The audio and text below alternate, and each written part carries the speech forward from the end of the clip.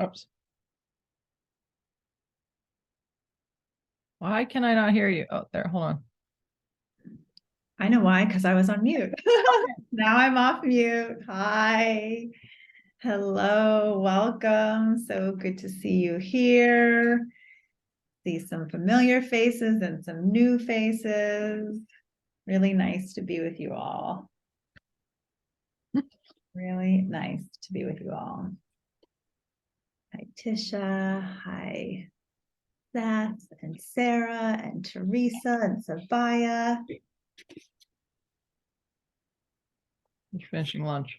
Okay. No problem. No problem. I'm going to give people just a minute to arrive. But if you want to share something in the chat or even come off mute and share where you're coming from, maybe just share in the chat where you're calling in from, where you're joining from. And I'll ask you to share more later about what you plan to get out of it. Oh, there's Lori.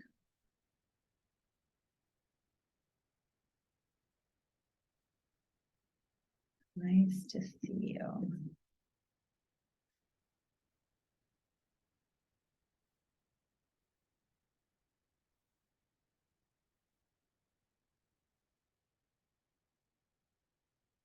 Welcome to Choosing You. Hi, Lori. Hi, hi, hi. Sabaya's calling in from Portland, and it's raining. Well, we finally in the Bay Area have a clear day. Yeah.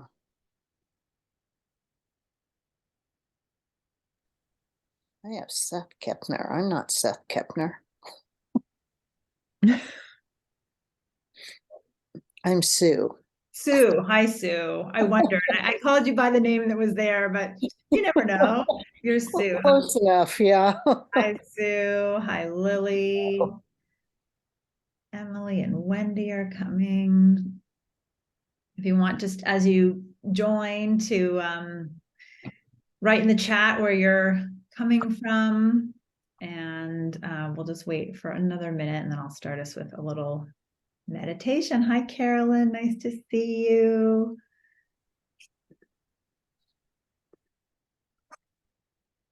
Lily's at work in San Francisco. Sarah's in Santa Cruz. Emily is in Oakland. Teresa's in Oakland. Carolyn's in Berkeley. Wendy's joining from SF. All right, a lot of local people. That's fantastic. Sue is in Newark. So around the Bay. For those of you joining, we're gonna start with a little grounding meditation in a moment. I'm just so happy to see your faces here. Whoever can be on with their camera, great. It's not a big deal if you can't, but if you feel like you're wanting to be more a part of the circle, we'd love to see you. And you can just type in the chat where you're coming from. Lori's in Oakland. What did I see here? Sue, that's it. All right. Okay, Kim, welcome. All right, well, we will choose this group to start with. And if anybody joins a little later, we'll welcome them in as well. So I'm so excited to be sharing this work with you. I've put this out in the world because it's a true act of choosing myself and really wanting to share this journey that I've been on with other women who are interested in finding a path towards a more joyful life that is created for you. So let's just start before I get into any more about it with just a little grounding meditation. So if you can just feel your feet on the ground wherever you are, and relax your shoulders down your back, relax your belly, tall spine, lengthen the back of your neck, let your shoulders relax, and close your eyes if that feels comfortable for you. Otherwise, you can just leave them slightly opened and a soft gaze downwards. And as you close your eyes and go inwards, notice what's happening inside your own heart, your own body. bringing your attention and your awareness back inside. We spend so much of our days, of our lives with this outward focus.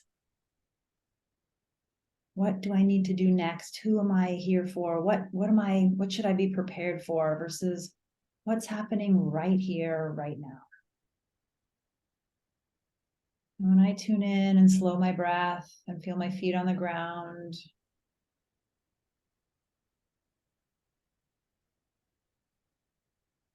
sometimes there's a little energy pulsating in my heart or my belly or my throat. So maybe just take a moment and explore, where's the energy for you right now? You're attuning gently and lovingly to your own experience without judgment, without thoughts at all. Just what's here?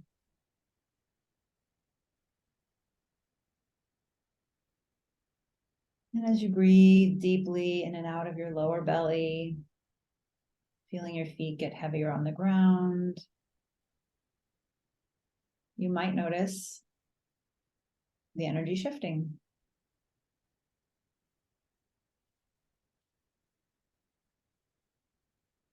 Maybe you notice a pain or an itch that you didn't notice when you were moving around and thinking and talking earlier. Can you just be there for whatever is?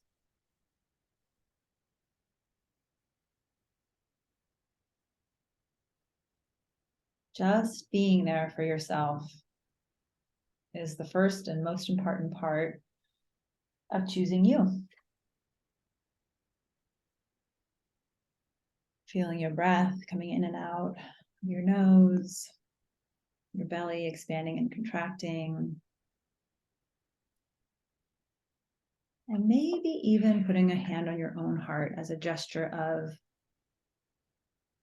being there for yourself and loving whatever's there.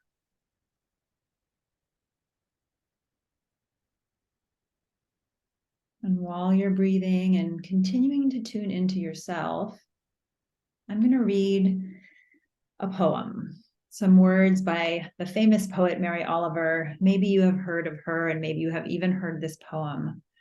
But I want you to experience her words through me right now in your body and see what comes up for you as I read them. This poem is called The Journey. One day, you finally knew what you had to do and began, though the voices around you kept shouting their bad advice, though the whole house began to tremble and you felt the old tug at your ankles. Mend my life, each voice cried. But you didn't stop. You knew what you had to do. Though the wind pried with its stiff fingers at the very foundations, though their melancholy was terrible. It was already late enough and a wild night, and the road had fallen full of branches and stones.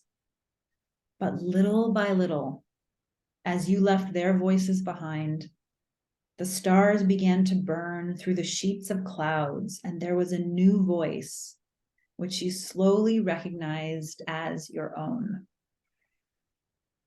that kept you company as you strode deeper and deeper into the world, determined to do the only thing you could do, determined to save the only life you could save. Letting those words wash over you for another moment and another deep breath.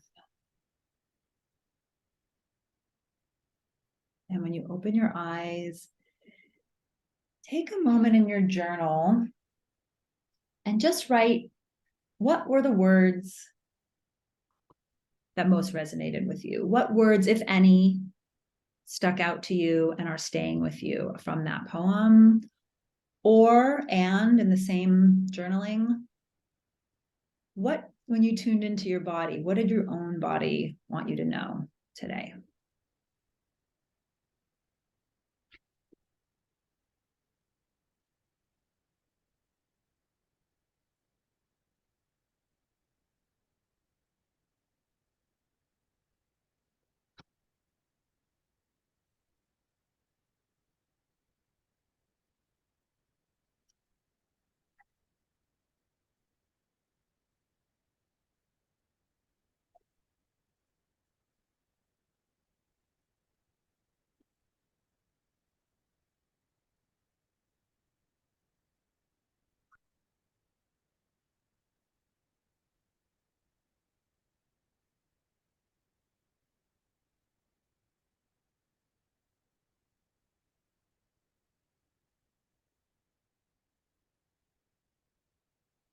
For me, the words that stand out the most from that poem, or sort of the most moving, are, there was a new voice, which you slowly recognized as your own, that kept you company as you strode deeper and deeper into the world, determined to do the only thing you could do, just determined to save the only life you could save.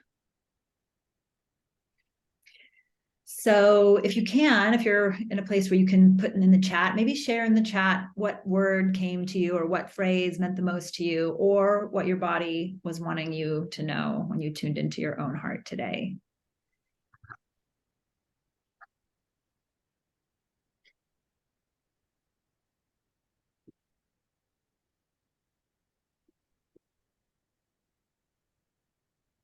Mend yourself.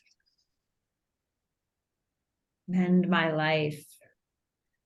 My body was saying, trust yourself. The insight that the only life you can save is your own, determined to save the only life you can save. Running away from bad advice. I'm still moving forward, even if slowly.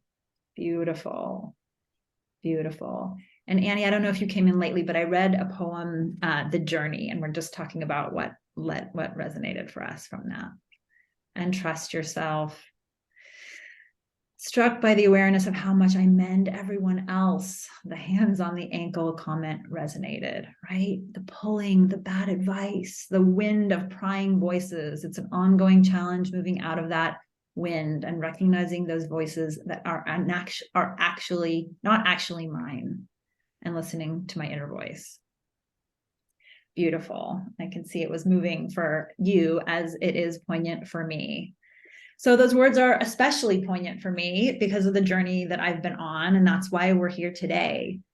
I'm going to introduce myself. Some of you know me, some of you know me well, some of you don't know me as well at all. So I'll just say I'm Kelsey Lowitz, and I'm a coach, and I'm an acupuncturist, and I'm a mother.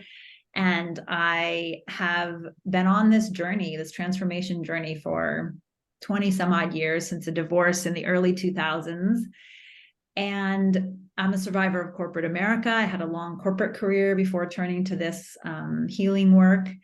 And what I have found for myself to be true is that when I slow down and listen to my heart, acknowledge my feelings, and take care of myself first, I have more to give, I'm more successful, and I can create the life that I want from that place. I can be more joyful, more successful. And that the myth we're sold in the corporate world and from our patriarchal culture and all the expectations of being a good girl, the myths that we're sold aren't serving us as women anymore. And so that's what's bringing me to this work. Yeah, so I'll share more about my story. But basically, I grew up, as many of you probably did. Kim, that author is Mary Oliver, one of my favorites. And this book is incredible, Devotions.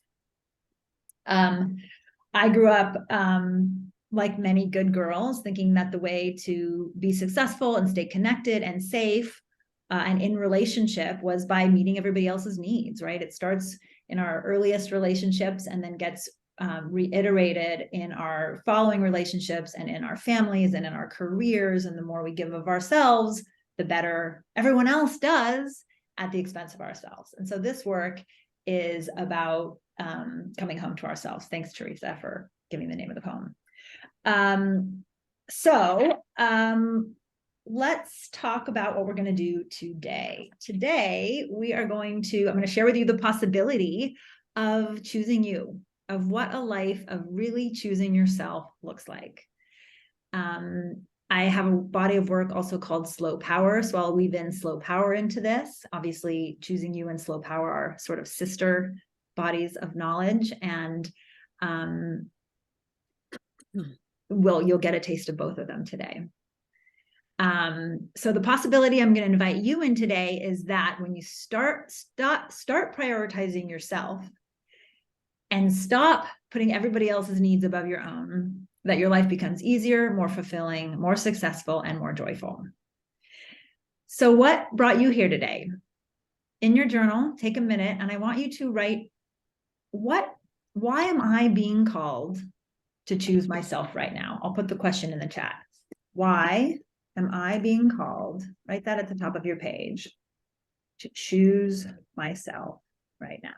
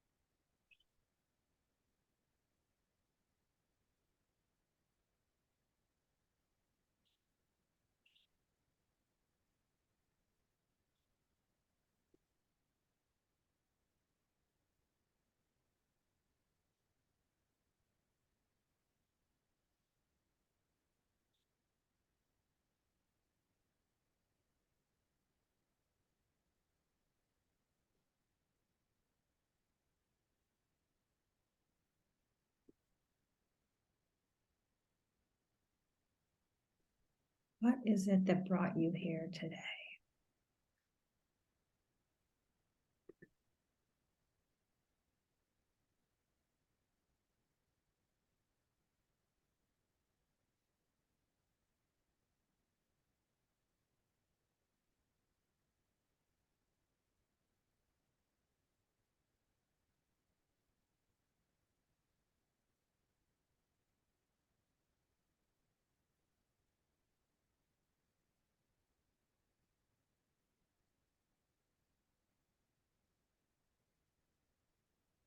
Now, if you want to put something in the chat, or if anybody is brave enough to share out loud, I'd love to hear one or two voices of what brought you here today. Why are you being called to choose yourself at this moment in time?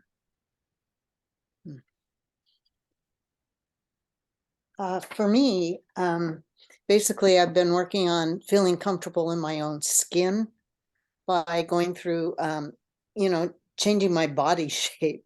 I want to feel comfortable and content within myself, and making it more of a holistic change. And seeing myself as grounded and being able to meet not just family needs, but my own needs as well. And that's a hard thing to do. Yeah, that's a really hard thing to do. Thank you for sharing and bringing that piece about feeling good in your own body, in your own skin, right? That feeling good about yourself, whatever shape, size, condition that you're in, just feeling grounded in your body is really important part about coming home to yourself, choosing you. I know from my experience with some people in this group that that's been a journey for a lot of us. So thanks for sharing, Sue. Anyone else?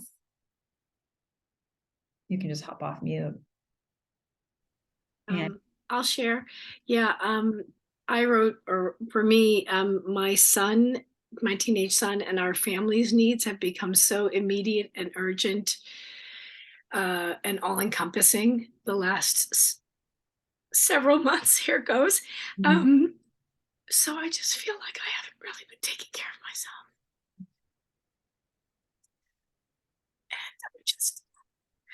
And I'm becoming short-tempered and really foul-mouthed, which is kind of funny sometimes, but also it's just not me. So I'm just resentful and short-tempered and angry. All these things that I think are a symptom of not taking care of myself. You named it. You named it, Annie. Thank you. I think we all feel with you that when our family needs or others' needs, for you, it's your son, but mothering in general, other people, when it just gets to be too much, that we neglect ourselves. And then we get, foul-mouthed, angry, resentful, grief. I mean, all the things that you're feeling are normal in this situation. And I'm so glad that you're here. Where did you go? Oh, there you are.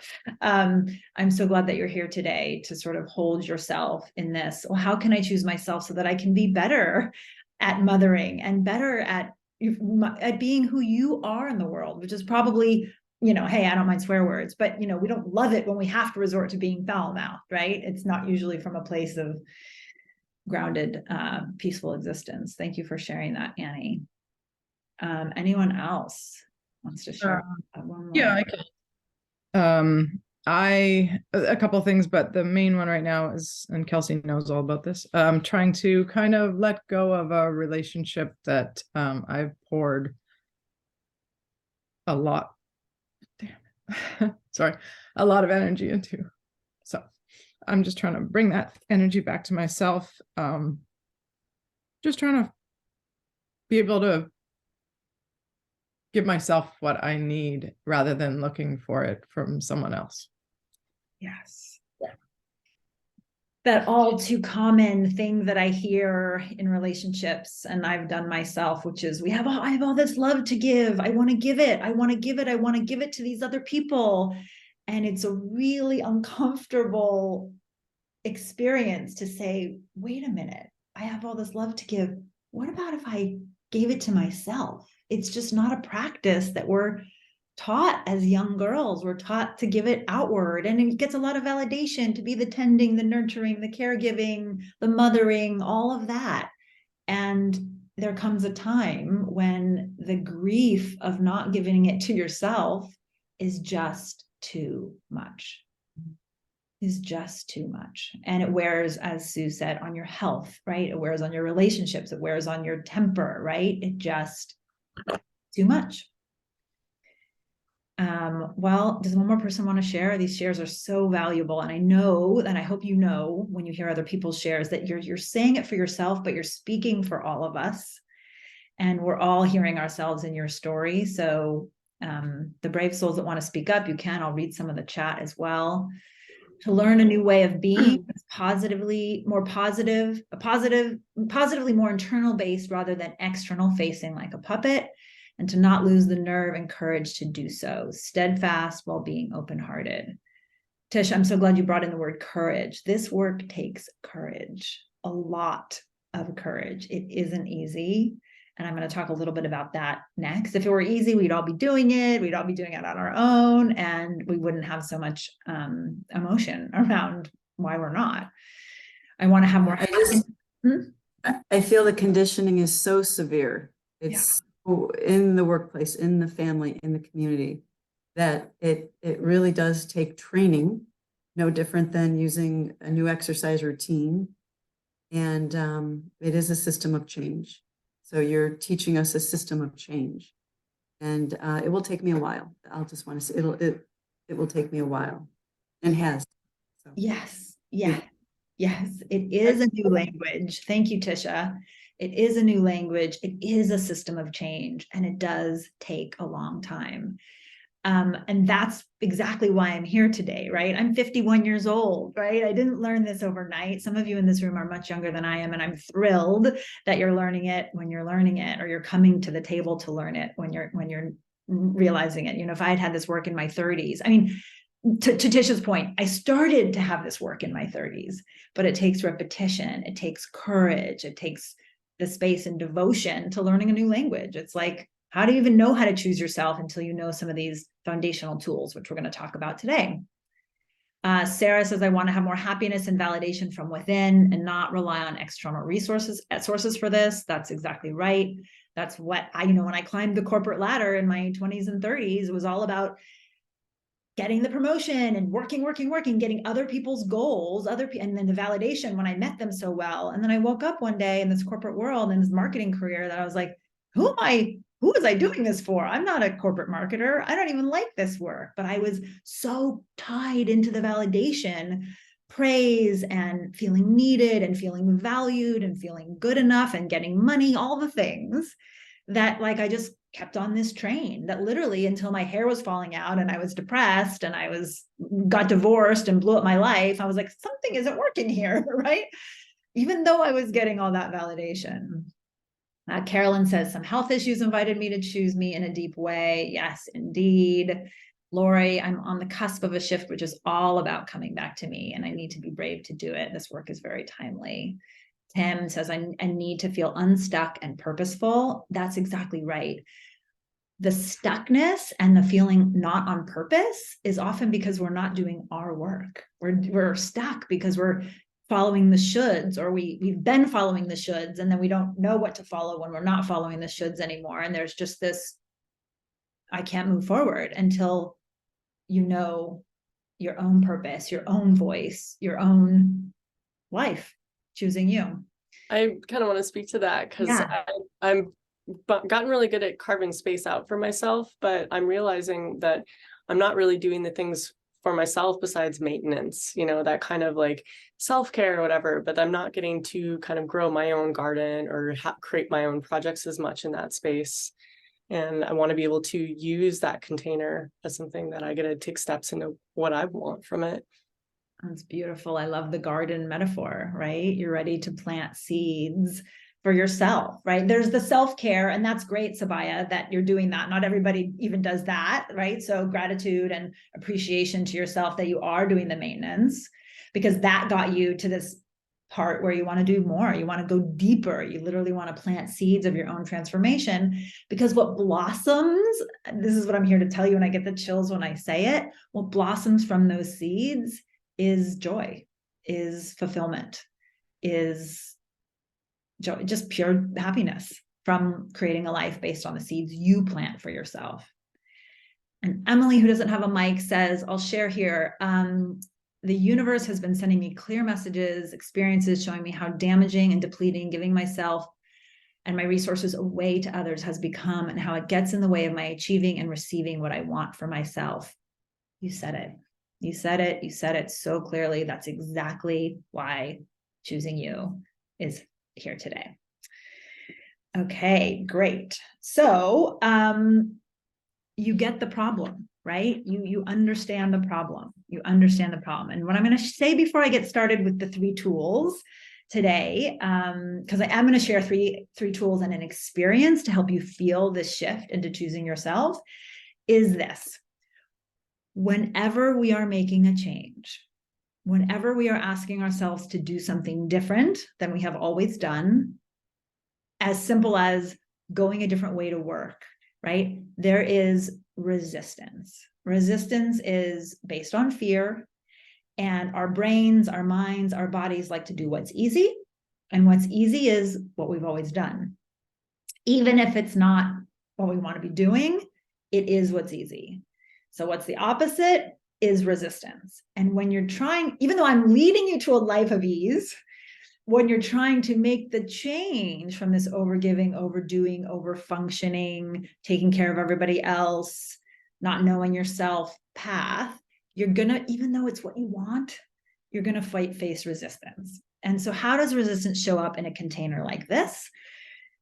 Lots of ways. And I just want to invite you to notice them, to be open to the fact that they may come up for you, and welcome it in, like, oh, there's my resistance. That's my fear. So it can show up as distraction. You might want to check your phone, check your email, go on Facebook, send a quick text. That happens to me all the time. I invite you to just say, oh, that's distraction. And choosing me is being in this container, and just in this container. Procrastinating, thank you, Kim. That's a huge form of resistance for me. Even as I was sitting down to write this workshop over the past few weeks, even this is, I love it. I want to do it. It's like the most important thing to me in the world. And I procrastinate because it's hard too, right? It's resistance. So procrastinating, judgment, the part of you that shows resistance might get into judgy. Who does she think she is? Or like, this is, just judgy. And that judgy energy, it doesn't feel great, but question if it's resistance when you notice it today, when and if you notice it. It can show up as, I know this already. I know all this. I've done all this. It doesn't work. It can show up as disbelief. It can show up as confusion. Often when I'm right on the edge of something new, with a coach or a healer or in a workshop, I'll get confused and I'll be like, wait, what did she do? Even when I'm in a one-on-one, can you repeat that? Or, and so I get a little confused. And so right when I'm on the edge of something new, I often get a little confused. So confusion could be a form of resistance as well. And so just a reminder that resistance is natural and that it's based on fear, and you can't plow your way through fear by hating on it. You can only move through fear by loving on it. So just notice today if resistance shows up for you at any point, and you're welcome to ask questions about it. You're welcome to bring it into the space or just to honor it in your own body. So I'm just going to set the expectation today and plant the seed with you about this. So I'm not going to erase in 1 hour and a half workshop all the people-pleasing tendencies that you've brought to the table today, that you've built up over all these years. But I am going to hopefully with you create some new powerful awarenesses that you can use right away in your life to choose yourself, so that little by little, baby step by baby step, as you use these practices, you can continue the path to creating a life that you love, that's full of joy. And at the very end, if you can stay, I'm going to share a little bit, really short, about another journey that I'm going to take people on that's deeper, that'll be a resource for you if you want to go deeper. And that's that. Okay, so here we are, and welcome, Catherine. Nice to see you here. Okay, so let's go to the 3 big ideas about choosing you. Some of them you've already mentioned in your shares today, and one is that overworking doesn't work. My own story with this is, I had a corporate career, as I mentioned, and I worked my way up and and got promoted. And so you would think that overworking was working for a while, and it did for a while. It got me to the next promotion, the next thing, more money, until it wasn't working on a global scale, right? I was depressed, my hair was falling out, I had a marriage that fell apart. It wasn't working, even though it looked by the outside, for all intents and purposes, that it was working. It wasn't working. And I coach lots of women sort of in middle director, manager level careers that have been working their way up like that. And then it just doesn't work to get you to the next leadership level, because that's not the kind of leader that does everything for everybody else, gets you to where you can get, and then it doesn't get you to the next level.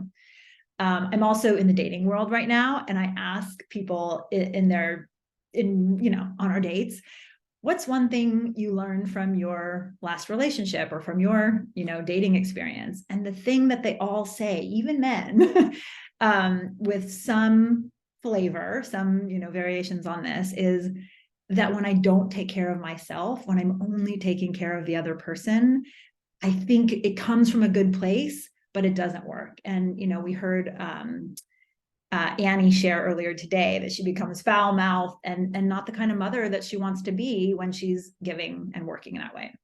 So overworking doesn't work. And the way I like to talk about it is, the reason it doesn't work is it doesn't make you more valuable. It diminishes your power. So overworking, being the go-getter, being the doer, diminishes your own power. And when we don't have our own power, we don't have anything, right? We don't have anything. So in your journals, write at the top of the screen, and at the top of your page, and I'll put it in the chat. Where do I find myself right now overworking and overgiving?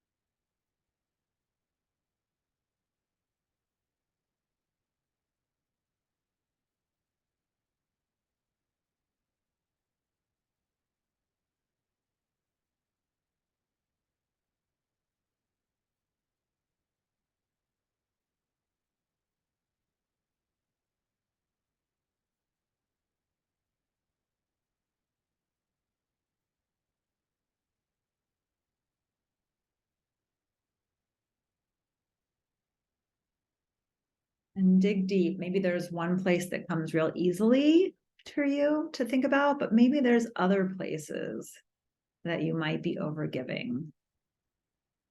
And one way to notice what those places are is, where are you building up resentment? Where are you feeling exhausted, used, unmet?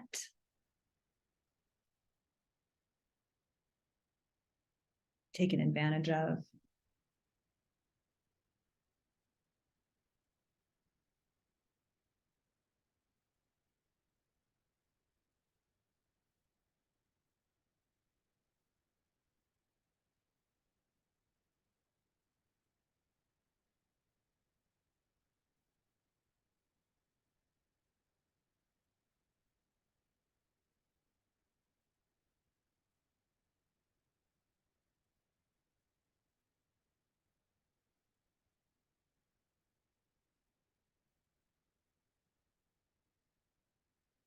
And next question here, and I'm going to give some examples.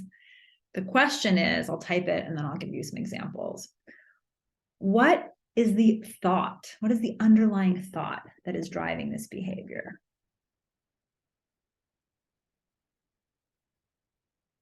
So that's the question to journal on. And here's what I mean. When I was the overgiver, overdoer at work and doing everything for everybody else, my underlying thought was, I'm not good enough. The underlying thought was, I have to work hard to prove my value. An underlying thought was, I have to give to get. I have to earn this salary. I better do enough to earn this, what they're paying me. So there's thoughts, there's records, the tapes that play in our head about that drive our behaviors. So when you look back at that list of where you're overgiving, see if you can come to the underlying thought that's driving it. It's often something about, I'm not good enough, or this enough, or I'm too, right? So look at and list, if you can, next to or in the column, what is the thought that's driving that behavior?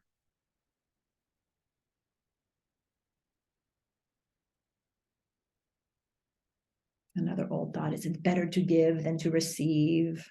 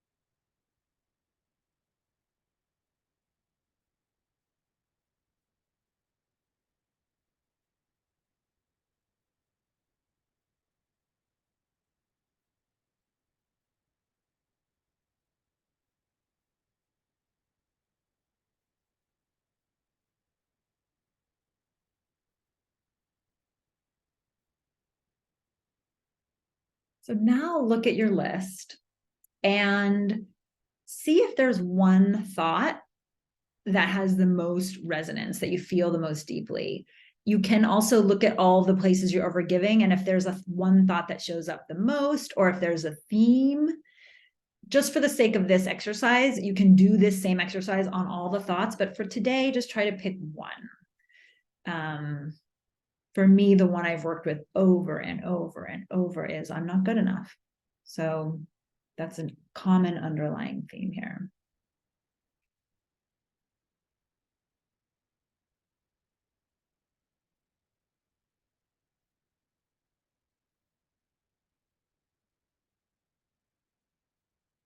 And before we move on to the next part of this exercise, where we're going to sort of rewire this belief into a new thought, does anybody have something to share around where you're overgiving and what the underlying thought is, just to give a couple of examples if anybody is stuck? to bring a couple of voices into the room. Kelsey, I'll go. For me, I'm overgiving here at work, where I am. And what came up for me was I never thought I would get this far. And so it's like I should be grateful that I'm here. And that's the thought. Right. I'm grateful. I should be grateful that I'm here. I never thought I would get this far. So I have to keep working to kind of prove that have enough value to be here, to prove that I'm worth it. Yeah. Yeah. That I'm not really worth it. Right. That I'm not really worth being as far along as I have somehow ended up. Right. Exactly. Right. Yeah. That's a really common one, right? You ended up here, Lily, because you are good enough and you've done the work to get yourself here, and you're overgiving at work, but you're taking time off during work to do a workshop. I'm so proud of you. That's amazing, right? It's part of why, just so you know, I did it in the middle of the day, because I was like, if you're ready to choose yourself, you're going to take that, whoever it is, you're going to take that time and choose yourself. So your underlying belief is something around your value and your worth, something akin to, I'm not good enough, or I don't really have enough value to be here on my own. Yes. Great example. So I'll jump in because I feel like mine is sort of like Lily's, but the opposite side. I feel like I have had success in my career, but I've currently gone through like a longer term transition and being out of work. And so when so much of your identity is tied to what you have accomplished, and then all of a sudden you don't have that, whether it's through things you've done or things that were in your control or out of your control, it's again, I think, finding that worth and value that's within you as opposed to what you do. And that's something that I wrote here is I'm drawing my value from what I do and not who I am. Yes. And I think that that's a really hard place to be. So I think also with relationships, sometimes when you're in that place, you're like, well, what am I doing in my career? What do I have to offer people? And it's like, well, I have me to offer and all that I bring. And so that's a really hard place to be, because it might lead you to question what is your value in certain friendships. Or I feel like with family, that's pretty good. But sometimes I think with friends and new relationships, that can be tough. Yes, Kim, thank you so much for bringing that forward, that when we do work ourselves up and get a lot of validation and success from our work, that when we don't have that anymore, it can undermine our sense of our own value. Where is my value? And the limiting belief in that is my value is tied to my work. My value is tied to my giving and doing for other people, for other work, relationships, what have you, right? The limiting belief is I don't have inherent value just in being me. And it's so easy to go, I'm going to take you into the next phase of this, but I almost want to, like, as a teaser, the new thought for you, Kim, might be, I have value just by being me, right? I have value just because I exist. I am enough, period. Just because I'm me, right? So there's new thoughts, and that's what we're going to get to, is like, how do you replace an old thought? How do you replace these limiting beliefs? Not overnight, but through repetition and practice and experiences where we baby step into the new thought. Great. Oh, good. Lots of stuff in the chat too. So not to be selfish, right? Selfish, it's bad to be selfish, is a limiting belief that keeps us not taking care of ourselves. I have to perform, earn to get love, admiration, and adoration. And the new thought, Teresa's already there. What I do have to offer is a big one, and I am enough just as I am. And Lori overgives at home. I want my daughter's experience to be radically different from mine. I want to be valued. Fear the relationship will end once they leave. Lots of good stuff here. Okay, so going back to your underlying thought, the thought that's driving the overdoing, ask yourself, close your eyes and try on that thought. And just ask yourself, is this thought even true? Is the thought, I'm not good enough. True. Or I have to give to prove my value. Is it true? Some of you may think, yeah, well, it is true. It feels true. And there may be parts of it that feel true, but I invite you to say and ask yourself, is it 100% true? And if it's not 100% true, there's a chance it's not true at all. And that's where we're going. If it's not true at all, there's a possibility of a new belief. With your eyes closed, I want you to find, if you're comfortable, I want you to find evidence in your life that it isn't true. That you have value, that you are good enough. There's places in your life and examples where the opposite is true. And I hope I said that right, that the opposite is true.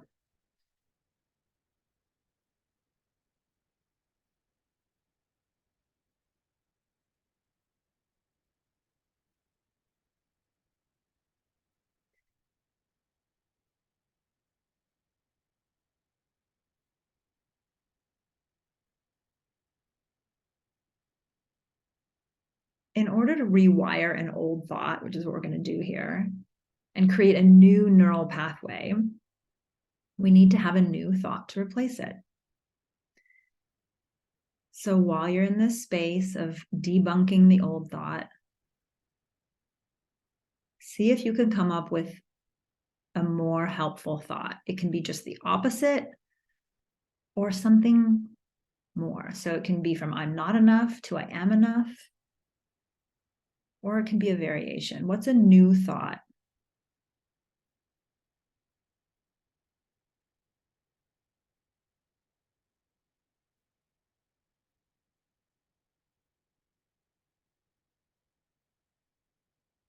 What's basically your higher wisdom telling you about this thought?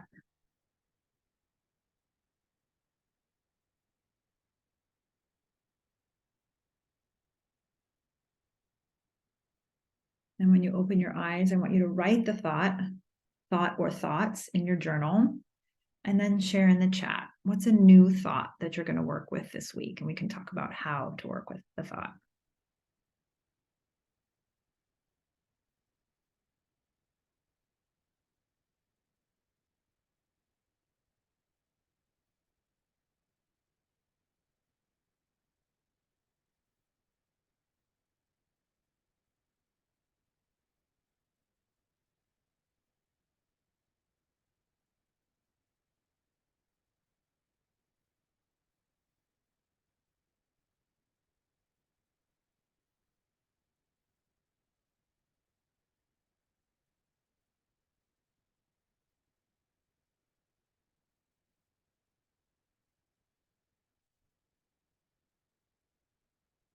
Teresa has, I don't need to prove my worth. I am worthy just by being me. Life and the universe provides for me. I have what I need to feel support and have my needs met. I am cared for by me and my life. Oof, it's a big one. I have more options than I can ever see in a given moment. I'm getting the chills as I read these, you guys.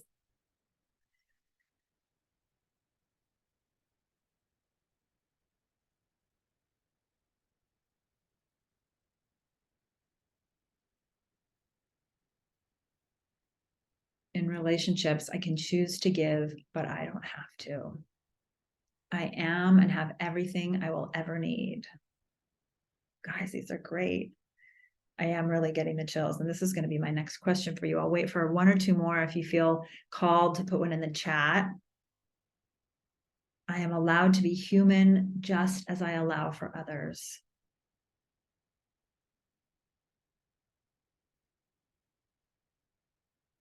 If I don't do it, no one else will. Replaced with, there are others who are poised and ready to help me. These are all getting to such good points, Annie. I'm glad you brought that forward, because often when we overgive, we're obviously depleting ourselves, but we're often taking opportunities away from other people to step up. We talk about this in the work world all the time. When managers take on too much because they don't want to overburden their people, they're also not giving their people opportunities to grow. Like, you might not be giving your son an opportunity to grow. When I overfunction for my daughter, I'm trying to protect her from pain or suffering or whatever, but I'm also maybe sometimes taking an opportunity away from her to experience some suffering and learn from it, right? Failing doesn't mean I'm a failure. I can learn and grow. Kim, that's exactly right. I love the word failure. I'm really trying to play with the word failure in my life right now, because I'm trying to, like, failure is failure, but it's not a bad word. It's not an F word, right? When I talk about my failed relationships, like, no, they were opportunities for me to learn and grow and find out more of who I am. You know, when I have a failed project or a failed workshop, right? Nothing is even if it's a failure, I'm kind of trying to soften or change the sense of that word. It's just an opportunity to learn and grow. I love that. That's a great new thought. Failing means learning and growing. I'm strong. I can face my challenges. Progress, not perfection. So I want you to close your eyes again and see your own thought, or take one from someone else here. And how does it feel in your body when you think and feel and say the new thought? I am good enough just as I am. The universe is here to support me. I don't have to give. I have nothing to prove. Failure means learning. I am strong. I can face my challenges. How does it feel in your body?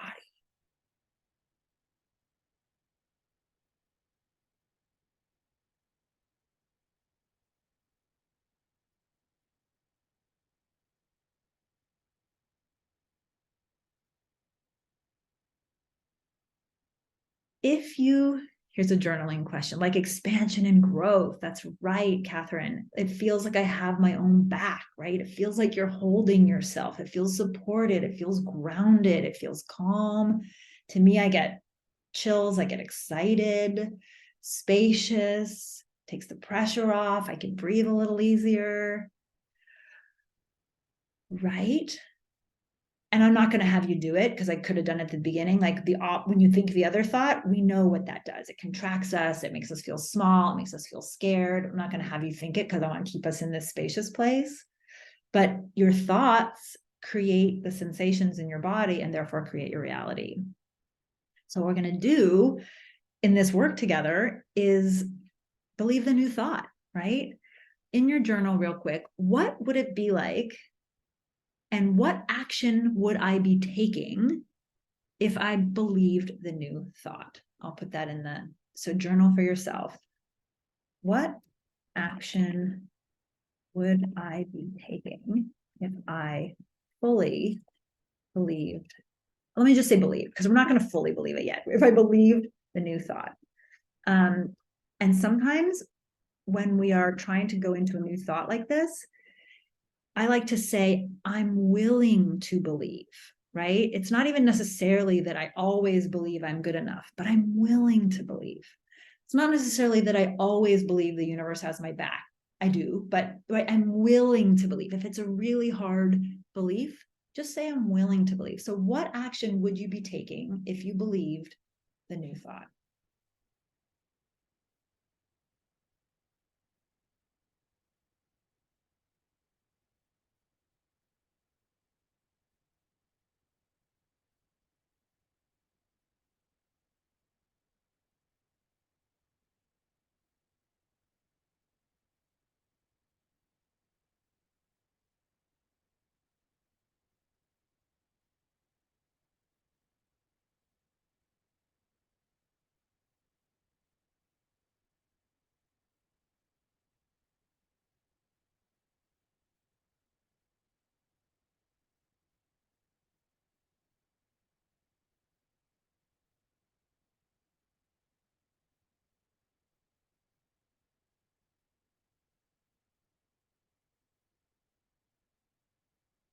So change happens in baby steps, especially when we're going from an old, deeply ingrained belief or behavior into a new one that may or may not be so easy for our nervous systems to incorporate yet.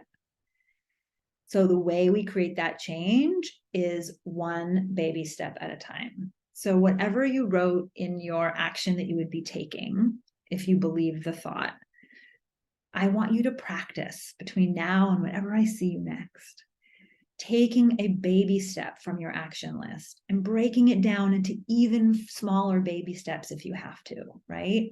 If I really believed I was good enough, I would get up every morning and instead of looking at emails right away, I would meditate. If I really believed I didn't have to prove my worth, I would shut off my computer at 5 o'clock on the nose every day, and everybody's emails could wait until the next day, right? What are the little baby steps? Because that, and then as you do them, make them conscious, right? It's not an autopilot thing. You have to practice these transformations to get from where you are now to where you want to be.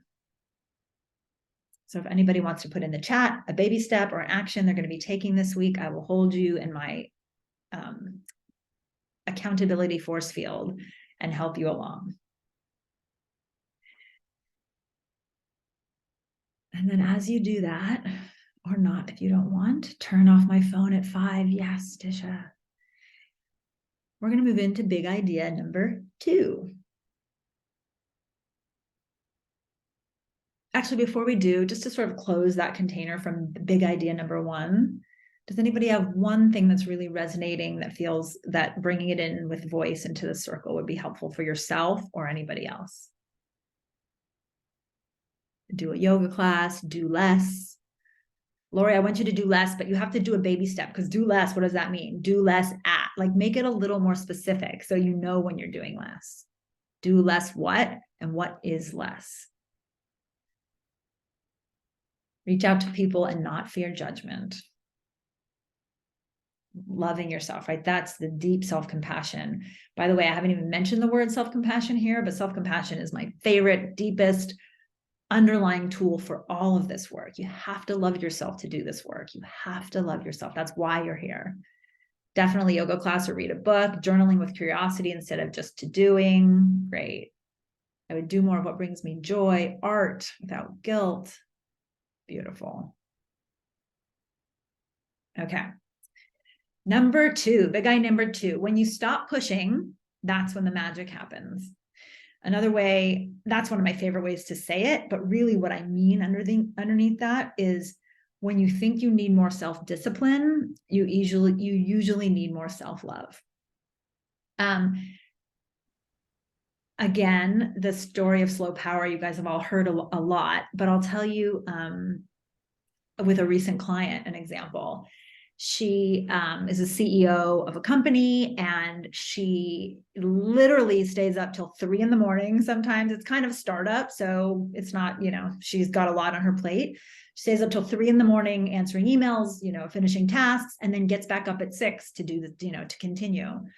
And a lot of what she was asking me about in the beginning of our sessions was, I need more routines, I need more discipline, and how do I do a routine for this and a routine for that? And it was all about discipline. It was all about, and truthfully, what she needed, there's a lot of pushing energy in that, right? And then that her relationships at work and the teams, and like you can imagine sort of the Annie's example of being foul-mouthed and bitter, right? You can imagine that on steroids when you're doing it for people that aren't even your family. Until one day she realized, I met her where she was, and we started with routines. So I started with let's just think about a sleep routine. Let's just think about what you want to do before bed. She said, I want to turn off my phone this much time, and then I want to put on some face cream, and then I want to blah, blah, write a gratitude list. So we did work on a routine, and she did that for a few days, weeks, and then she started getting better sleep. And she came to me one time and said, I just realized this, Kelsey. When I take care of myself, when I get sleep, which is taking care of myself, I'm taking care of the company. And I was like, yes, right? You don't need, right? That's the ding, ding, ding moment we're all waiting for. So And I have another recent client who again was asking a lot about discipline, and I want more discipline. And I asked her at one point just to give herself a little hug. And you can all just do it right now because it feels so good. Like put your own hand on your own heart and give yourself a hug. And it's just like, oh, this tender, sweet body and mind and heart. And I just, rock yourself side to side. I love you. I love you. You can kind of imagine that you're holding a little kid, or that Mother Earth is wrapping her arms around you and you're just being held. And she cried and she said, I've never held myself that way. I've never loved myself in that way. I've never been invited to do that. I've never thought to do that.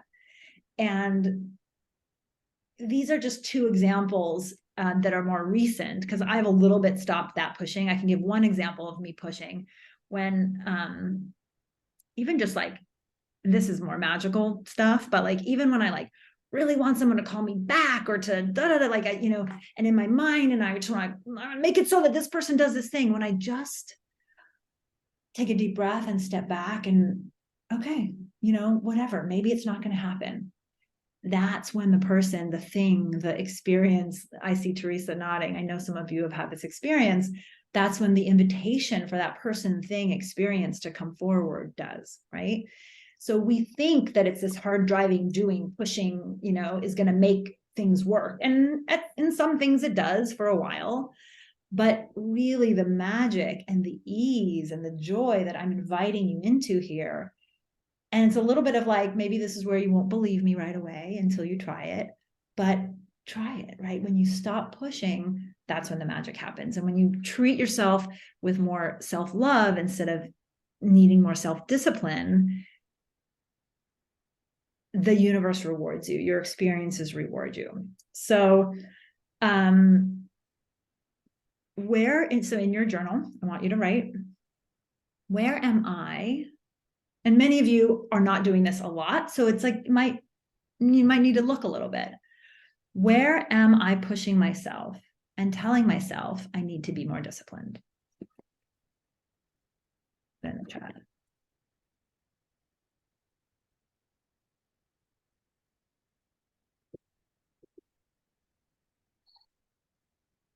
Maybe it's with exercise. I used to do that. I've got to get up and run. I have to get up and run this many days a week, this many miles. Peloton.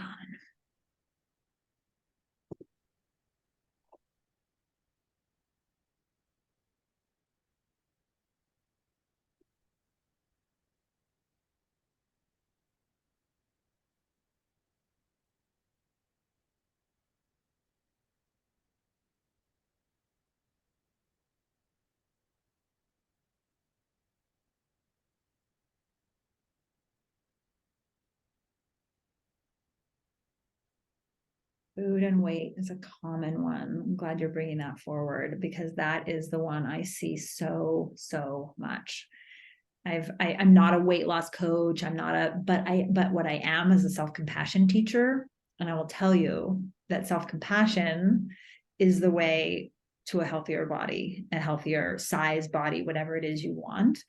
Because when you love yourself, or here's an example from a client and from my own past, when you restrict your food and I need more discipline, you make a slip, you have something sweet, you have something you enjoy, you beat yourself up, then you're off balance, your nervous system needs self-soothing. And how do we soothe? We soothe through food. Whereas if we can just love ourselves and be like, I'm going to eat this cake that just came to the table and I'm going to have a couple bites and I'm going to enjoy it. And then I am not going to beat myself up about it. Then you don't need to eat more, right? You don't need to self-soothe. It's that self-love. And also, I love my body exactly as it is right now. That if your body knows you love it exactly as it is right now, it will have the energy to change. If it wants to, if that is the more healthier spot for your body, right? Trying to fix my partner, trying to conceive, figuring things out, right? Oh, the mind. Oh, if I just work this out, if I figure this out, if I figure that out, trying to conceive is another incredible place where pushing does not help. The pushing is drives cortisol, it drives adrenaline, all the things that tell your body not to conceive. I mean, that's actually a really magical experience of when you stop pushing, that's when the magic happens, right? Literally, the magic cannot happen in a pushing environment. I see nodding. Trying to keep my family and house afloat, organizing my day to get the most number of things checked off the to-do list, right? It's natural to want to move through the to-do list, but the energy with which we do it has a lot to do with how we experience our lives.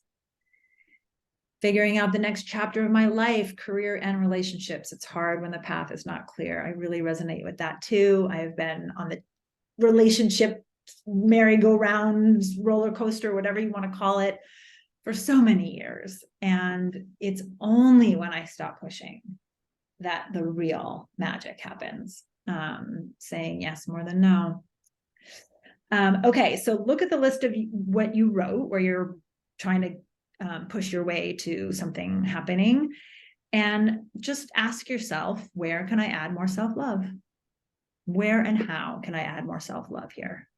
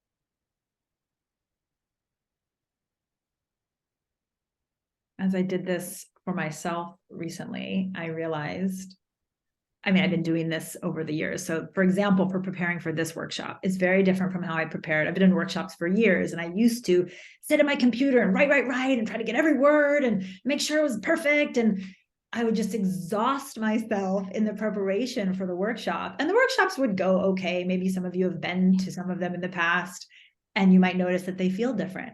What I've learned over the years of doing these is that writing, get everything right, and that I bring that energy into the workshop and it's sort of flat. And now I'm like, I'm going to write, and then I'm going to go on a hike, and then I'm going to take a nice shower. And this morning I got a chiropractic adjustment, right? How different. This workshop was prepared with complete self-love versus self-discipline. There's a little bit of discipline that goes into the initial stages. Of course, I'm not saying like we don't have to be disciplined at all, but a little bit of discipline with a lot of self-love creates the magic of what we're experiencing today. So that's an example for me. If anyone wants to share either out loud or in the chat where and how you want to add a little bit more self-love, and add self-love and or replace some of that self-discipline with self-love. There's like, you can still have some discipline, but we don't need as much discipline as we need self-love. I'm on a healing journey with some chronic illness stuff, and a lot of it's gotten so much better. But I noticed there's a part that wants to push to get like all the way better so that I can, I've had to sacrifice a lot with career and relationships and goals. And there's this idea that my life won't be good and exciting again until I'm 100% healed. So there's like this push to heal that I put on myself. And yeah. Carolyn, I hear that, right? This push to heal, right? When you have healed so much, and I get like the loss and the grief around what's had to shift around some of the chronic health issues, and the self-love around that, like it, part of self-love is holding the grief, actually. Like I can be with the sadness, or I can be with the anger or the frustration. That's self-loving instead of needing to push through. I mean, push to heal is such a funny term, right? It's like antithetical. I'm going to push to heal. It's like, I'm going to push to conceive. It's in that same realm, right? And I'm glad you can smile about it, because it is almost funny, right? It's like, oh, can I hold that part of me, that part of you that wants to be all better before starting the next step, and say, what does all better even look like? Yeah, are any of us ever all better? Is that even a possibility? That sort of is like the myth of perfection, which is another part of this work, which we won't get to today, but the myth of perfection, that there is a completion point and it will be done, is also such a myth that we work through in choosing you. But Can I speak to that for a moment? Please, Sue. I have chronic health issues also.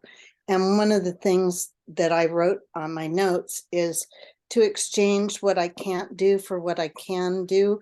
I can't do this, but I can do that. That sometimes helps me. And the other one is to add the word yet. I can't do this yet. And yet is a tiny word, but it gives you a future. It has a huge meaning to it. And that has really helped me in dealing with my chronic issues. I've had 4 strokes. And so, I've pushed to heal. I get it. I really do.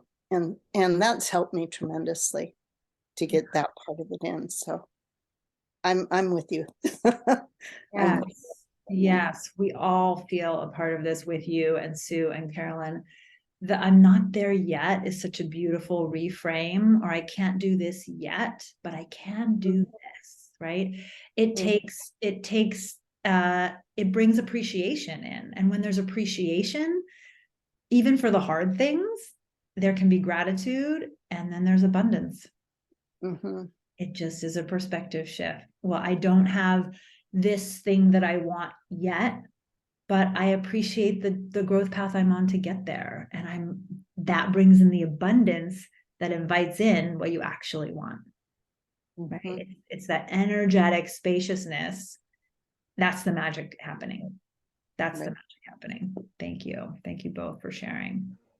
Can I just say, Kelsey, I really love what Teresa just wrote. I think that that's something that I've been working on for a long time, which is looking at my emotions as almost like personal data points as opposed to judgment points, and just like, okay, this emotion is coming up. It's very strong at times, but like, why is it so strong? And so like just working through, and it's definitely still a process of like, why is that emotion so strong, or why am I expressing something so strongly, or resisting something, or pushing back on something, or feeling really deeply sad about something. And so I think that her comment really just resonated with me, which was, stop telling myself I should or shouldn't feel what I'm feeling. Just allow it and hold it with love. Yes.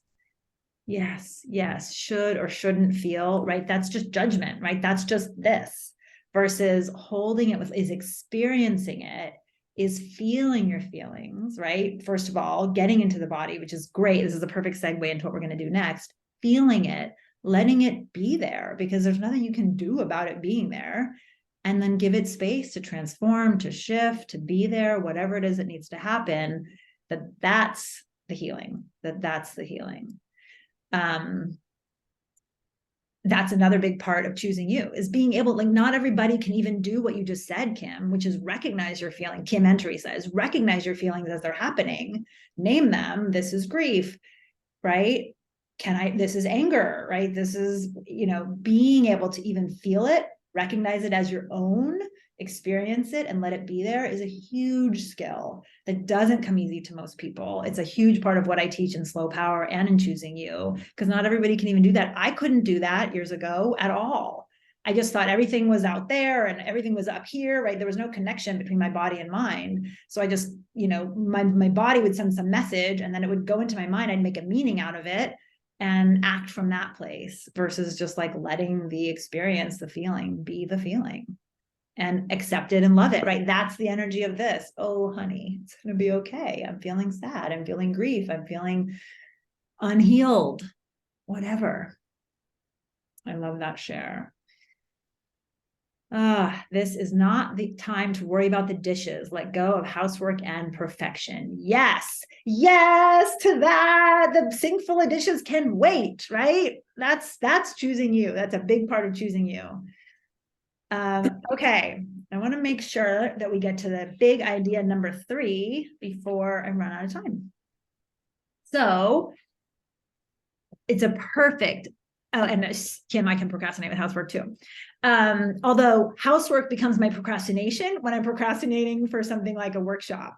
When I'm trying to write a workshop, man, is my house clean. So, you know, one thing is, you know, you can be procrastinating in one area and then it's crazy, but I'm sure you know what I mean. Okay, big idea number 3. You cannot think your way into a joy-filled life. You cannot think your way into a joy-filled life. What do I mean by that? This is about the body. This is about embodiment, coming home to yourself, coming home to your body, coming home to your feelings, your emotions, as both Teresa and Kim so perfectly mentioned earlier. When you stay connected to your body and feel deeply connected to your body, that's the path to discerning your yeses from your nos. And when you can discern your yeses from your nos, you can stay true to yourself and choose you. And that's the whole reason why we're here today, right? That requires setting healthy boundaries, right? You don't even know where to set the boundaries if you don't know if it's a yes for you or not, right? So boundaries is a big part of this work. So I want to lead you through an exercise today so that you can find your yeses and your nos. You may have seen this one before, but we're going to do it again today because reminding yourself of this is really important. I'll just say the danger, the why we're doing this when we're not embodied, especially deep feelers. I'm a deep feeler. I'm an empath. When someone asks me to do something, whether socially or at work, and they're really excited about it, and I'm such an empath, I have such an open heart that I like feel their excitement, and they're like, do you want to do this thing? And I'm like, yes, I want to do this thing. And it's like totally for them. But I feel their excitement. And it's whether it's a relationship, my first marriage, I got into my first marriage, my only marriage, but my first big relationship, because he wanted me to be his wife. He wanted me to be his person. And I felt that. And I was like, this must be love. Wow, this is really love. And I was feeling him, not me, right? We do this at work, right? Hey, can you do this project for me? You want to do this thing? Yeah, the question about validation goes in there too, but also you kind of think you want to do it because the person really wants you to do it for them, right? So this is all about slowing down. I have another tool which I teach in my program called the pause and breathe before saying yes, because people pleasers like me often say yes right away. You want to go to this party? You want to go to this thing? You want to, yeah. And yes is the first thing because it pleases the other person and probably because it sounds fun. But when we slow down and come into our bodies, it's often not a yes. And so how do we know the difference? So I'm going to lead you through an activity. So I want to teach you to recognize what a whole body yes is. You may have heard the phrase, someone else coined this. If it's not a fuck yes, then it's a no. I want to teach you what your fuck yes is, right? What is that for you? So close your eyes, if that feels comfortable for you, and take a few deep breaths. And I want you to recall a time, a memory in the past, it could be distant or recent, that brings you a great deal of joy, one that you would happily repeat. Maybe it was time in nature, a goal you accomplished, time spent with great people or a group of people or a certain person. Just really feel into the experience. Bring it to your mind. Try to come up with just one so we can like really go into the details of it. See what was there. Hear the sounds. Let yourself drop into the experience as if you were there again. As you imagine the scene, tune into your body and notice what is happening with the energy, your own vibration. If it's vibrating, how is it vibrating or moving? Is there a temperature you notice or any sensations that might take a shape or have a color?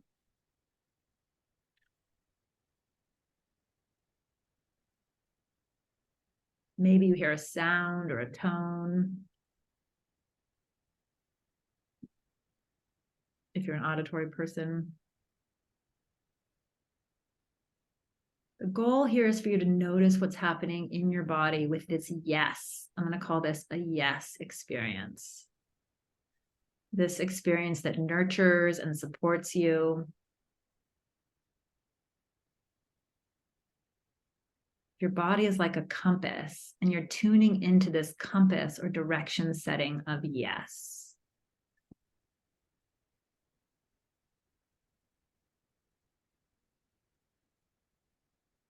And what do you notice physically and emotionally as you think about this experience?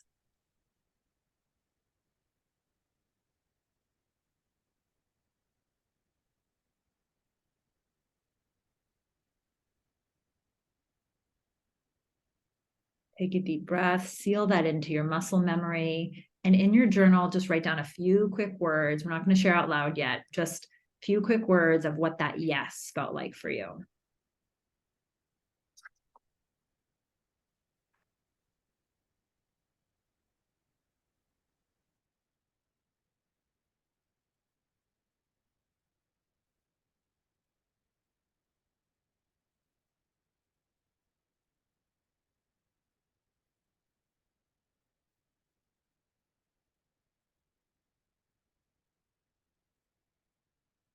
Coming back to your closed eyes.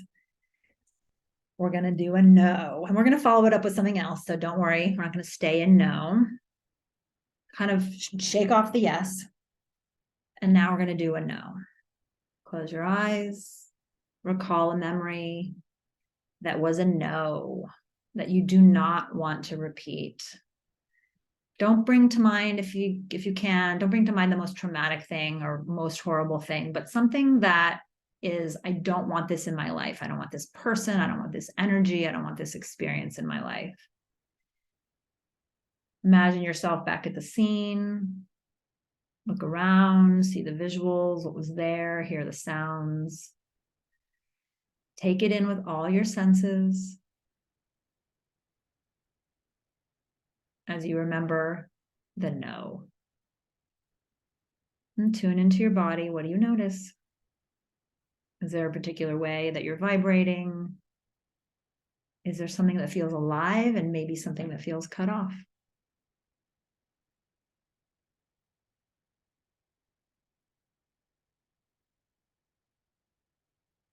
Is there a different temperature or color or shape that you know, that you notice in your body? And if you don't notice anything in particular, don't worry. Maybe just imagine if you did notice anything, what might you be noticing? What might you imagine you would notice here in the no?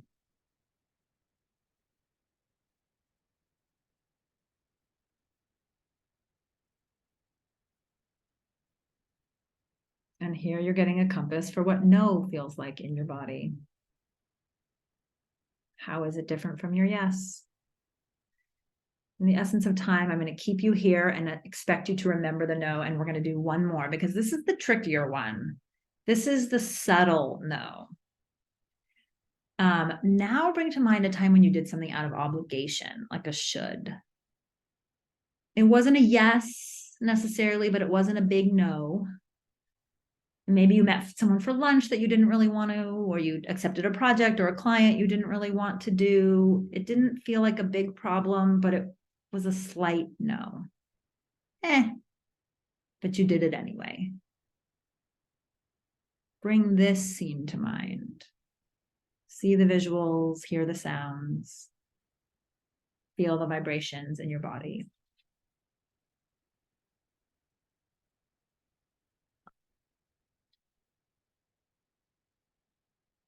Maybe there's a color, a temperature. How is this different? Create a muscle memory.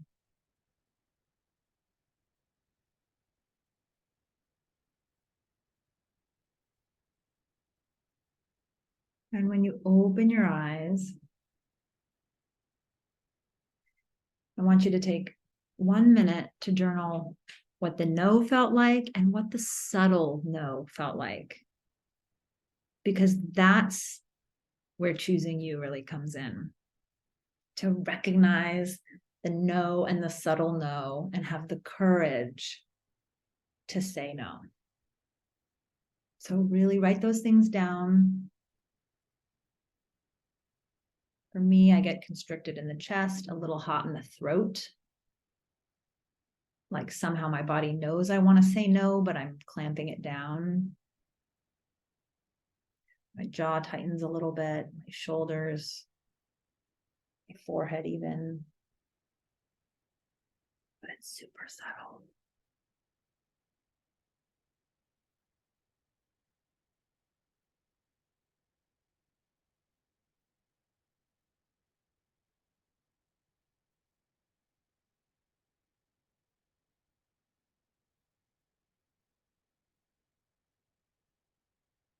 Understand our yeses and our nos in an embodied way, and then have the courage to love ourselves enough to say no, to set the boundaries we need to choose ourselves.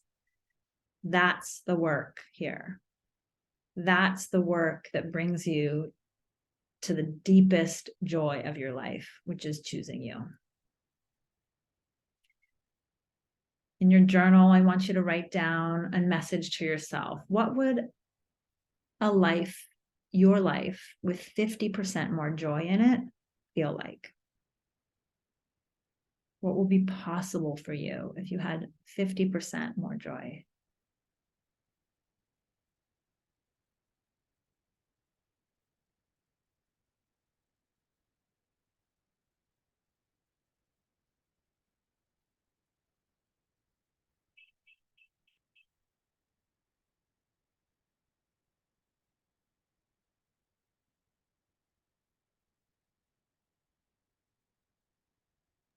And how would knowing your yeses from your nos in a deep embodied way help you choose yourself and bring that joy to fruition?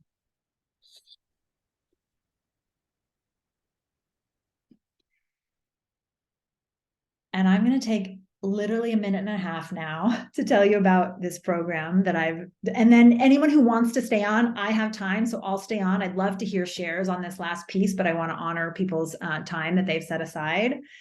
So I have a 6-month program that is called Choosing You, where we go deeper into all of these concepts. We talk more about setting boundaries. We talk more about self-compassion. We talk more about self-love instead of self-discipline. We go deeper into the embodied practices that help you create a life of loving yourself. We do deeper work on most of these things. Your inner critic, limiting beliefs, people-pleasing tendencies. We build self-awareness and self-compassion, teach you how and remind you how to feel your feelings, understand your needs. What are your needs? See your needs as valuable, and your own desires too, right? It's not just our needs, but it's what do we deeply want? We do a lot of work on setting kind but firm boundaries at home, at work, with ourselves, with our screens. Some work around routines for that as well, because routines do support us in this. It's just not the whole work. We do a lot of work around releasing fear and building self-trust. And then there's a lot of practices and embodied practices woven throughout. We'll have a community where there's deepening of connection like we did today. I'm so proud that you guys were able to share the way you were. Sometimes in short containers, people are shyer. So I really appreciate the sharing that took place today. And I'm happy to tell you more about the program. If you have questions, I'll email something out about it as well when I email out the recording. And before anybody leaves, and then of course I'll stay, I want everybody to have your voice heard. What's one thing you're noticing? What's one closing word or phrase that you want to bring into the circle for us all to hear? And I'll just call on people so we don't all talk over each other. Teresa. Oh, you're muted. And you have to unmute yourself. Sorry, say that again, because I'll start with someone else. One sentence or phrase that you want to bring in as closing. I like to close the container and have everybody's voice heard at the end, if possible, if you can pass as well. So do you want to go, Teresa? How about Yep. this? How about this? When you're ready, take yourself off mute. When you're ready, take yourself off mute and say something.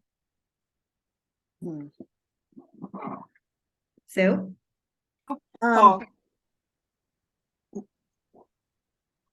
I'm not sure right now. I'm taking care of myself right now. Perfect. Oh, I saw you were off mute. That's why I called on you. Sorry. Oh.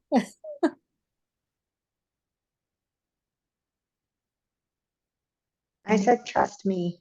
Trust me, Kim. I love it. Simple mantra. Trust me. Thank you.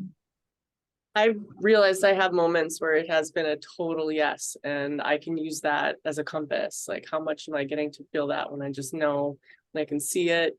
And the times when the no's are so much, I'm just like, oh, I can't even visualize any part of that. Like letting those calibrate my experience instead of how I'm reacting to somebody else. Knowing your yes. Beautiful. I think also explaining your no's with kindness. I've had people admiring the decision making, so that was good. Was a good experience. Knowing your no's and expressing them with kindness. Again, also that's a big part of the program too. How to communicate what your no's are and your boundaries is a big skill to learn. So we do teach that as well. Thank you, Kim. My word is space, space to let go. Beautiful. Thank you, Annie. I think mine would be just learning to surrender. Like just I can't control it all. Just what's gonna happen will happen. I can't control it all. Surrender. Thank you, Teresa. Joy For and me, relaxation. oh, I'm sorry. Go. Oh, no. Carolyn and Lily. Joy and relaxation. Joy and relaxation. Thank you, Carolyn. Mine is I'm enough and beautiful just as I am. I'm enough and beautiful just as I am. Thank you, Lily. Okay. Well, I want to honor people's time. I want to thank you from the bottom of my heart for being here. This was a true act of love. I'm so happy to have been able to share this with you and to empower more women like you to choose yourself. And the more you do that, as Catherine just said, the more you do that, the more you model it for others and empower other women to do the same. And that's why I'm here. We have to change the way that this paradigm that we all came into, this patriarchal capitalist paradigm that makes us believe that we have to do things for others to be good enough as girls. We're here, we're here to change that. And so I'm really happy to have had you here in this workshop with me today. And I will send out a recording and also message me privately if you want more information about the program, which I would love to see some of you enroll in. Anyone want to share anything else? I'll read some stuff from the chat. Kelsey, do you have a quick second just to answer the question that I asked, which is just, what about the times that you choose to say yes to a subtle no? And it turns out to be a really good experience. And so how do you differentiate when a subtle no might actually be a fear or a limiting belief? Oh, that is such a good question. I'm so glad you asked that. And hopefully everybody will listen to the recording, except everyone who left already. That is such a good question because first of all, sometimes we do have to say yes to things that are a no, right? This is the real world and we have family obligations, we have work obligations. So we're not really in a place where we can always say no to subtle no's.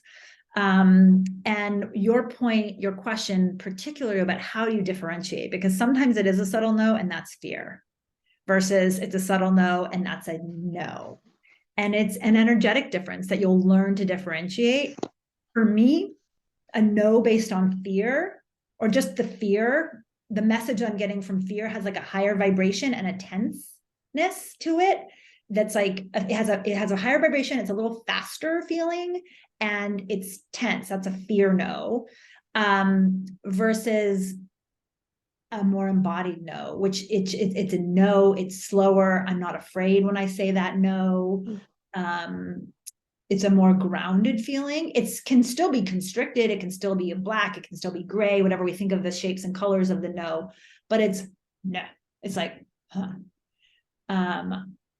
And again, it's subtle and it takes practice. So do you have an example of one recently where, so let me think of an example. I do. Okay, go, Like Kim. one. Yeah, yes, I would. So I recently went back and saw my dad, and this is like a family one where I haven't seen him in a while, and I was sort of hemming and hawing over booking a trip or not booking a trip, and do I go or do I not go? And ultimately, I did go, and I'm really glad that I went. Like, there was a big part of me that didn't want to go. I had all these other things I need to do. I have so many other things I need to do. Like, so much of me was saying, no, this isn't the right time to book this trip. And at the end of it, I was actually really glad that I did, because it allowed me to actually have some new experiences that I think were contrary to what I thought it would be. So like, I was almost preparing myself for what I thought that experience would be. And I actually left myself open to having different ones. And it was I'm really glad that I said yes to it. So I don't know, that's an interesting one that just came up. So Yeah. So I would say, interestingly enough, although this probably doesn't help answer your question completely, I would say that it was a yes for you. And you trusted your yes. okay. Even though there was fear along with your yes, you were able to discern that it was a yes with fear. And so sometimes a yes with fear can feel like a no. And we have to discern, is it just the fear overlaying a deeper yes? Interesting. And so Okay. in that situation, I don't think it was a true no for you. I think it was, I don't know, I'm not sure, I'm afraid. And it sounds like you sat with it enough. You had a lot going on. A lot of that was up here. It's not the right time. It could, all the fear is up here. And the deeply embodied part of you was like, this is actually a yes that has some stickiness over it. And that's the stickiness. Yeah, that's the hard part. That's the hard part. And that's the practice, right? Honestly, I'm going to use the word practice again. It is about practicing. It's about saying yes to things when you have that feeling, and seeing, was that a yes? Was that a no? And how would I have done it differently next time? If you went and it was like, oh God, that was a no, then I would have said that you weren't listening, that the fear was there and you weren't listening to the underlying no underneath. But I think the fear was there and you dropped into what was actually a yes, which doesn't always happen, right? It doesn't always happen that way, but that turns out to be a really good experience of when we say yes and it turns out to be a yes. Any of that sticky original thing was probably fear, is my guess. Does anyone have an experience? Everyone went away already. I know, So because we're thanks. over time, and that's fine, but I'll Appreciate stay it. and talk if you have any more questions. Let's see. Everyone else is signing off. People want some more on the workshop. Okay, anyone else? Thank you. Everyone's just saying thank you. Okay, great. Teresa, are you leaving? Bye. Thanks so much, Kelsey. You're welcome. Sue, you're on mute. I can see you asking a question. Bye, Kim. I'll send you information. I'll hang on for one more minute. Okay, Sue, are you there? I was going to say, I think when you've got the fear involved there, part of what we're also trained to do as women is to give up on it and succumb to fear and say that, if I'm afraid of something, I'm not going to go for it, and I think that ends up playing into the fear issue with saying no. And instead of saying, feel the fear, do it anyway, and having the courage to go ahead and overcome those fears. So I think that trusting in your decisions and your choices is also an important part, where the yes and the no, you have a difficulty in answering those. Yeah, so Sue brings up a really good point. That's a great point to leave us on. That phrase, feel the fear and do it anyway. I love it.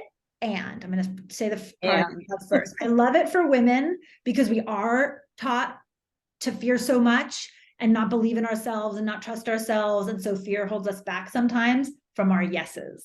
So when you can discern the yes and the no with the, like, that's why in the program we do a lot about befriending your fears, because you can say, oh, that's my fear. You can hold the fear, then the fear can kind of go to the side a little bit, and you can decide, is it a yes or a no? Because sometimes fear is there when it's a no, and you don't want to be like, I'm just going to get rid of the fear and do this thing. But if you can push the fear aside, you can see whether it's a yes or a no. And Right. and I think that's what you did, Kim. I think you didn't let the fear stop you from what was a deeper yes. Kim is my daughter, by the way. Oh, Yeah, I great. invited her to this. Oh my gosh. Oh my God. Yeah. That's so great. Okay, Yeah. I'm gonna stop the recording because I want to just check in with you guys. Okay. Bye. That's recording. okay, sure. Okay.